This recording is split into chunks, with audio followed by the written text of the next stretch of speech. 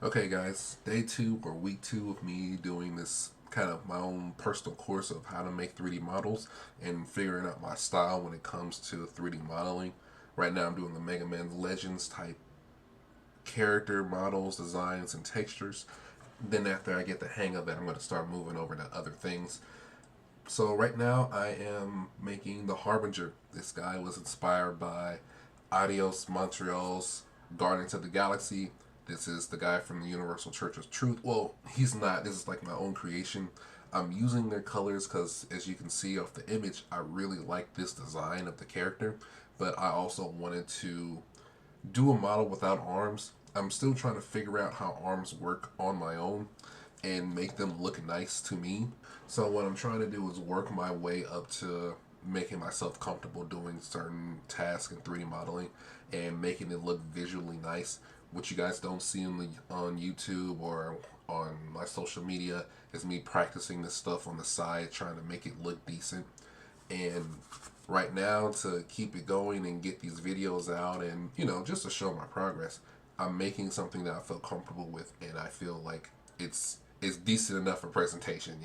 Just like a sketchbook when I used to draw, you don't release stuff that looks you don't release all your sketches. You release the decent stuff. And there's like thousands of pages of sketches. But back to the content.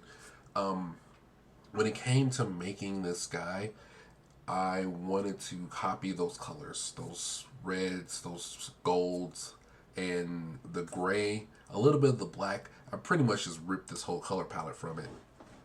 And to make that vibe very alien, I used the head and I made it more of this kind of weird, like, stone like creature that definitely came from a different planet.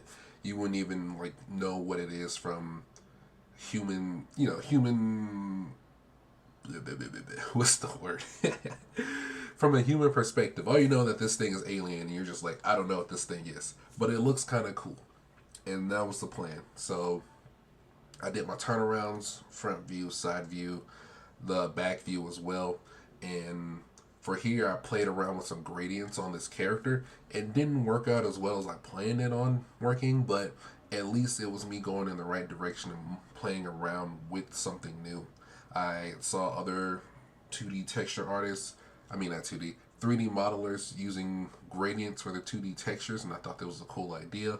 Again, shout out to Crash Sune because I watch their videos religiously at this point on and taking them back and experimenting with my own things. So when it came to actually developing the 3D model itself, what I did was I created the model. I used a square frame, kind of, debated on if I wanted to do it cylindrically or square, but with the character being as broad shouldered and as boxy as they are, when their cloak drapes to their body, fabric drapes straight. It doesn't if there's nothing in the way of fabric for it to cling to, it'll cling to whatever the largest part or the widest part of the body is, and then it'll go straight down from there. So it makes sense to make it cubic, and then from there I move the bottoms and the edges of the cloak itself to make sure it looks like it was being dragged along, or when they were stepping, it was moving forward. Give it a little bit more movement to the character. So making the horns itself, though, that was fun because I took some cylinders and turned down the edges to about six. I mean, turn down the sides to have it six sides on the cylinder. Move those around, adjusted those to the head, made sure that it all looked good from the sides, the tops, and the back side. And this was pretty fun. This was pretty easy.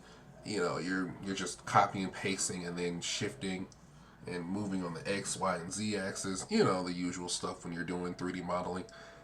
And then once that was done and I had the model, it was about maybe 30 to 40 minutes that it took to make that. So fast, fun, easy to do. When it came to the texturing, this is when I was practicing more with my pipeline. And I practiced on doing my gradients. So I would go back and forth, and you'll see it making my gradients, importing them in back into Blender, and then applying it. And what I would do first is like I started with the head. I started with a flat color, and then I made a gradient on that, on the side or on the same texture, and I would move my faces when I would do a project from view, and I would move my faces around so that way they would slide on that gradient scale and kind of recreate that color and those gradients, that shading, that subtle shading that you see in the turnaround, at least the original one. So as I was doing that and playing around, sometimes when I would make when it came to the body, it was a bit harder to play around with those gradients at first because, again, like I said, I'm developing this pipeline, and the character, it wasn't doing too well when I was trying to do these flat faces on the character. So I needed to take the gradient off, which made it a whole lot easier on my eyes to understand how to make this 2D texture apply on this 3D character. And after I got the textures on of the flats and making sure that the body matched what I wanted in the image, then I went back and started applying some shadings, maybe a couple gradients, not too many because at the end I just didn't like the appeal of having those gradients go up like I had in the original drawing. It is what it is. Just like any art, changes are going to be made by the final product because once you see it in a different light, you go, let's get rid of that. But overall, this was a fun project. It got me used to making a better pipeline. Also, you can see my texture sheet is a lot better. It looks a lot more like you would see in professional texture sheets. So if you go to a website called Model Resource, they have models and texture sheets and all that data, even the rigging for the characters that you can download for free to your computer, open it up in Blender, and then see how professional game design like sets up their characters and how they set up their texture sheets. And I wanted to copy that style of making sure I was in.